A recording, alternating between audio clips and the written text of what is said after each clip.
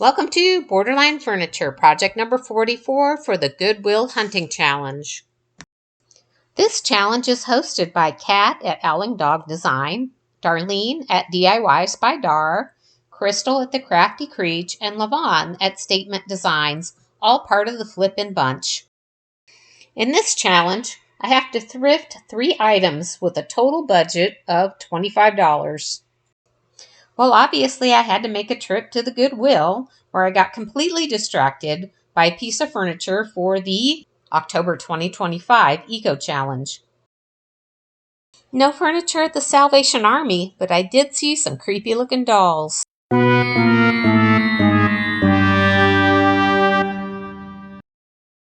And finally, my go-to thrift, Faith Mission, where I was not disappointed. So nice and organized, plus 2 locations nearby. And here is the first find, this little MCM table for $3.99. I spy a picture frame with real wood and tons of potential, plus it's red tagged, so that means it's 99 cents. First it was the creepy dolls, and now this. At this point, I have no words, so I keep shopping and I find the most perfect chair, and when I get to the register, the manager gives me a discount, and I get it for $9.99. Here's a quick recap.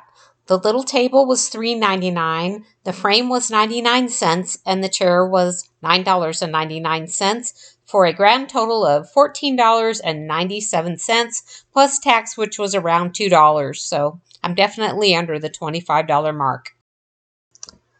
Man, I'm picking this chair first because I think it's going to be the hardest. While some people would paint this fabric, I have something better up my sleeve. Besides, why would I want to paint this fabric when I can spend 4 to 5 hours ripping it off the chair?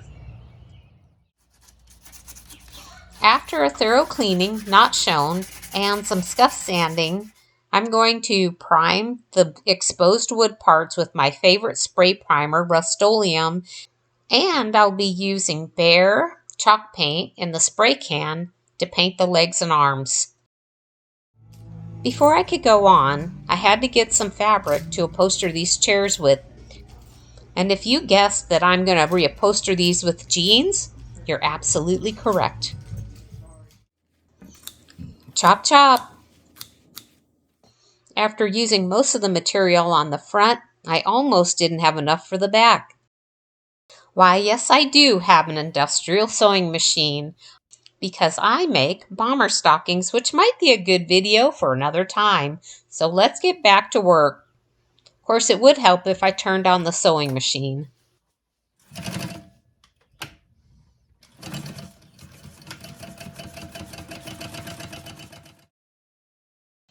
I'll be fast-tracking through the process of reupholstering. If I didn't do this, we might be here till next week. And I still have 2 other projects I need to feature.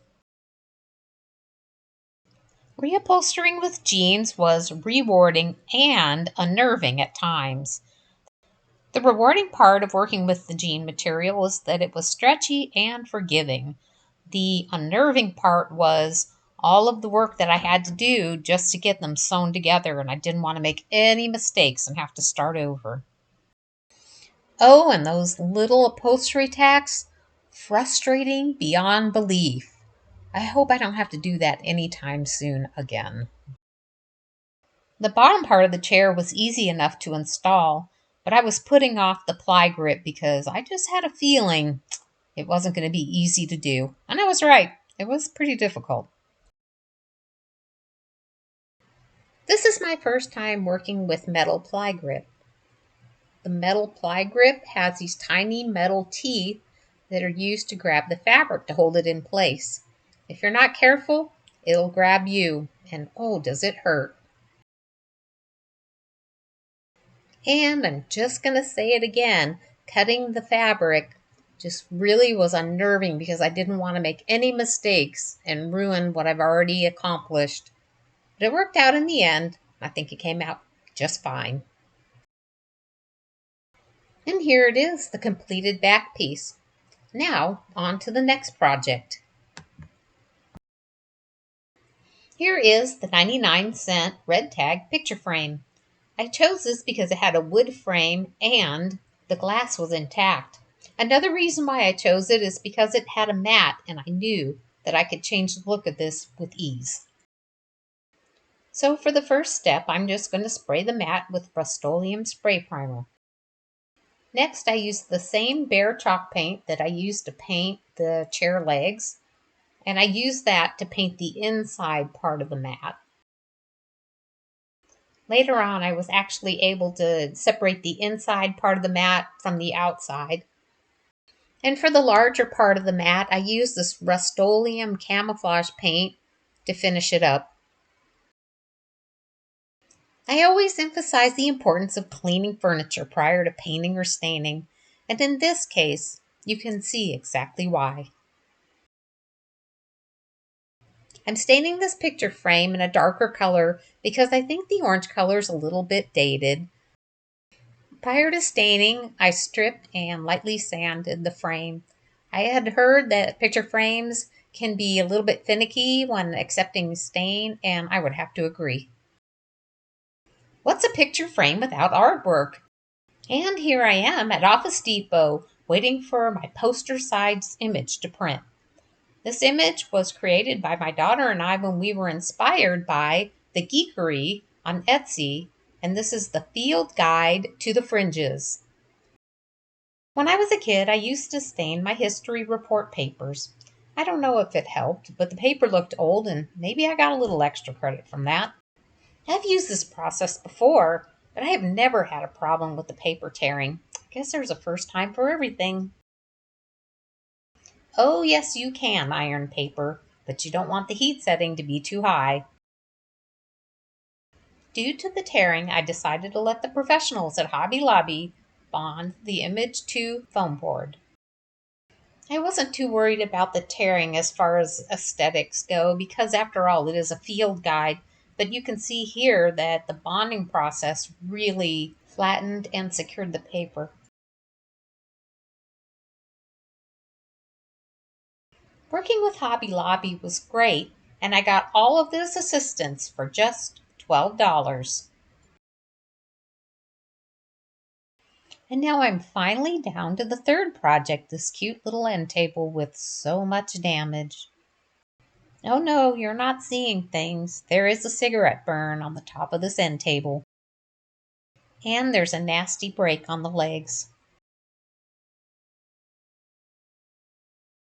My initial thought was to remove the broken brace and just replace it with another, but that proved to be impossible because of the way the cabinet was constructed.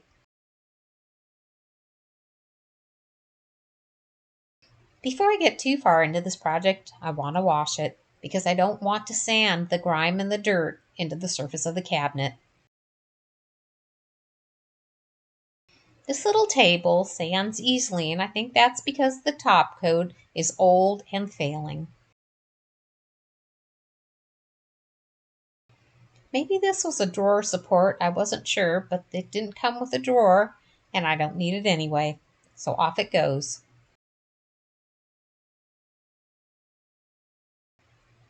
The first step in repairing the legs will be to glue the pieces together. Clamping this together wasn't the easiest thing, but I was able to get it secure enough and held in place long enough to get the glue dry and the pieces secure.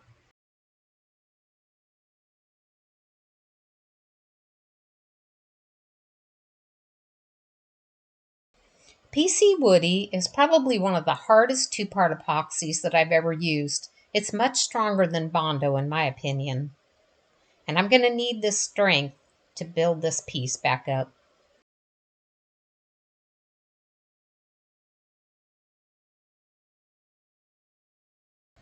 When thoroughly mixed, this product has the same consistency as Bondo, but without the smell.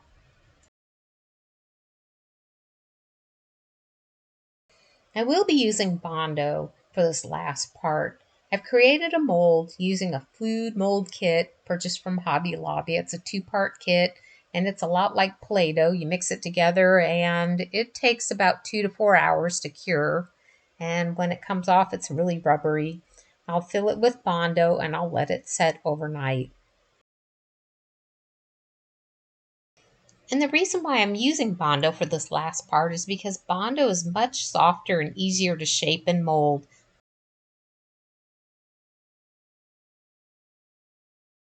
After primer, paint, and sealant, these legs were good as new.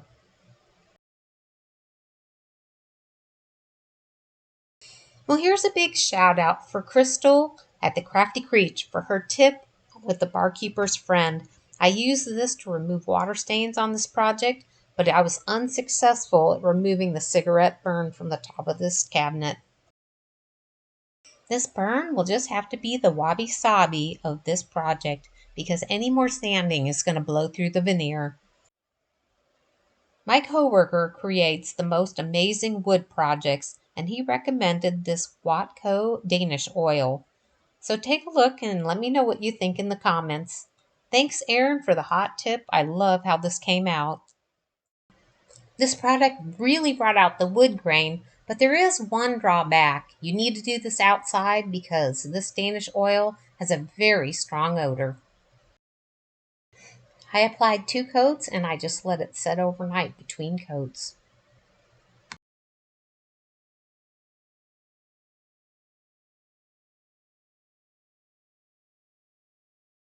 I have been patiently waiting all week to put the legs on this cabinet, but it's been hanging out at the glass cutting shop, waiting for the shelf to be cut. Installing the glass is my favorite part because that means that this video is done and it's time for the final reveal. Here's a reminder of where we started, and now check out this transformation.